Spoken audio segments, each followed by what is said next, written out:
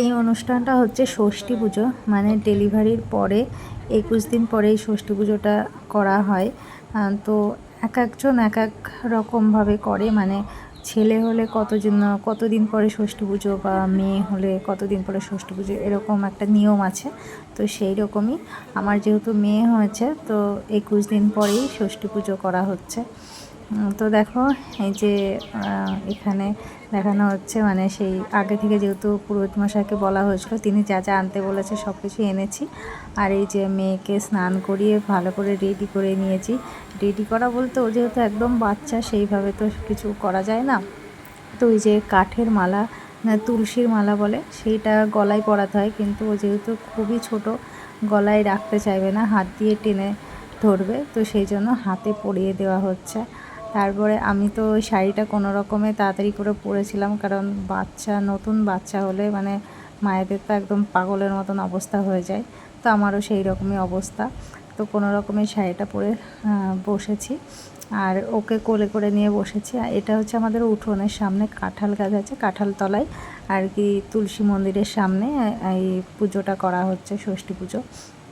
আর সেদিন খুব গরম ছিল, মানে ও তো থাকতেই চাইছিল না, অনেক কষ্টে রাখা হয়েছে। এই যে মানে আমি ওকে কোলে করে নিয়ে থামানোর চেষ্টা করছি। আর সামনে যেহেতু ধূপকাঠি জ্বালানো হয়েছিল, ধূপের ধোঁয়াতেও সমস্যা হচ্ছিল, মানে আমারই অসুবিধা হচ্ছে, আমি ভাবছিলাম ওরও হয়তো অনেক কষ্ট হচ্ছে। তো এই বৌদি এসে আবার বলছিল ওটা সরিয়ে দেওয়ার জন্য। আর ওকে কোলে করে নিয়ে বসে থাকতে আমারও খুব সমস্যা হচ্ছিল, মানে পুরোহিত মশাই খুব একটা জোর করেনি যে বসতেই হবে, চেয়ারে বসলেও হতো, কিন্তু তাও আমি নিচেই বসেছিলাম। আরও গরমে থাকতে চাইছিল না। তারপরে আবার বাবা পাখা নিয়ে এসেছিল, পাখা দিয়ে হাওয়া দিচ্ছিল। আর এই যে আমাদের বলা হয়েছিল 5 জন স্ত্রী, মানে বলতে হবে স্ত্রী মানে যারা বিবাহিতা মহিলা।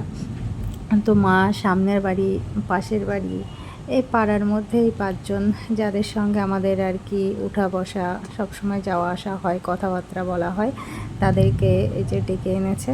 তারা ওই যে সবাই বসেছে, এদেরকে নাকি লাগে।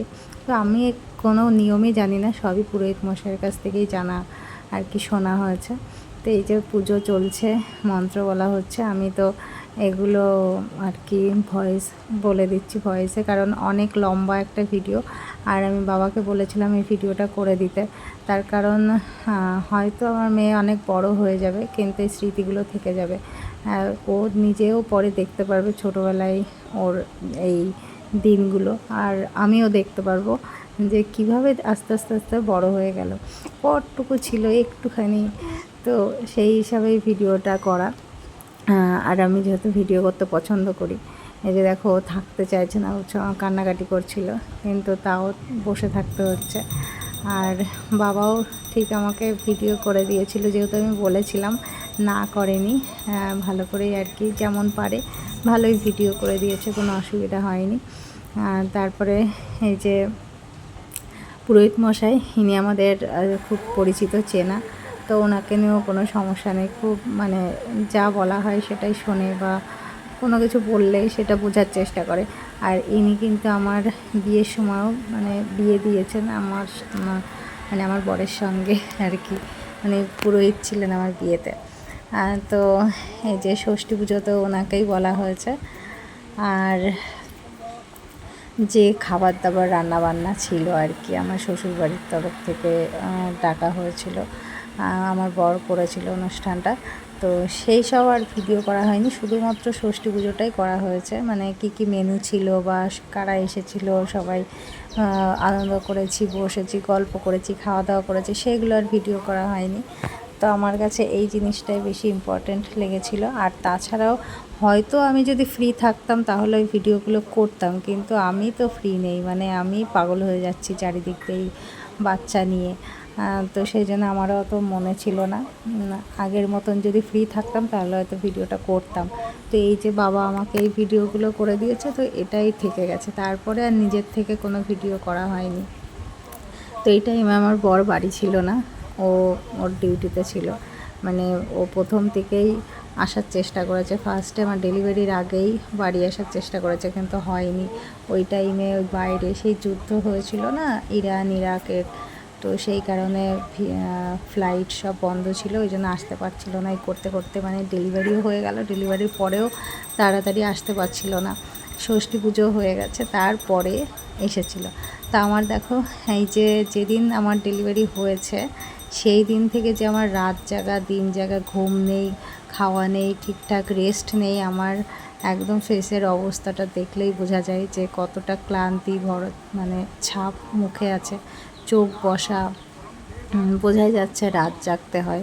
তো আমিও কিন্তু কাঠের মালা পরেছি, হ্যাঁ কাঠের মালা না তুলসীর মালা এটা আমি ঠিক জানি না, তবে আমি পরেছি। আর আমার মেয়েকে যে হাতে পরিয়ে দিয়েছিলাম, যেহেতু খুব বাচ্চা একদম ছোট বললাম। তো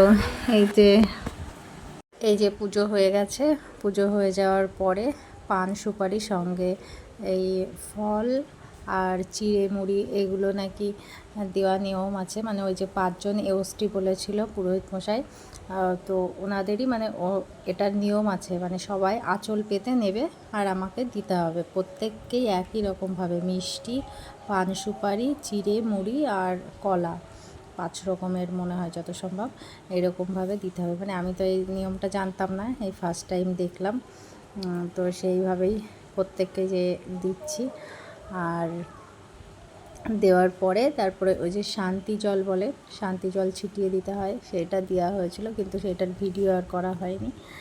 আর তারপরে যে এটা কি দিলাম জানো, এটা খই দিয়েছিলাম, হ্যাঁ খই দেওয়া হয়েছিল। এই যে এটা সব আমার হচ্ছে পাশের বাড়ির সব বৌদিরা, ওই যে আমার পিছনে শ্বশুরমশাই চলে এসেছে। আর ততক্ষণে এরপরে আর কোনো ভিডিও করা হয়েছিল না, বাদ বাকি মনেও ছিল না আর করাও হয়নি। কিন্তু তারপরে আমি আবার বাবাকে বলেছিলাম যে পুচকির সঙ্গে একটা ভিডিও বা ছবি তুলে দিতে।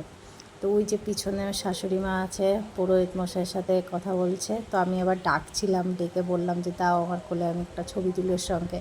তো ওই কোলে নিতে গিয়ে ও এমন কান্নাকাটি শুরু করে দিল যে ভালো ছবি আর কি করে আসবে, ভালো ছবি আর আসলো না। ও যদি বুঝতো যে ছবিটা সুন্দর করে তোলা দরকার তাহলে হয়তো চুপ থাকতো, কিন্তু ভালো করে ছবি হলো না। ব্যাস ওই পর্যন্তই ভিডিওটা কমপ্লিট করে দিয়েছি, টাটা।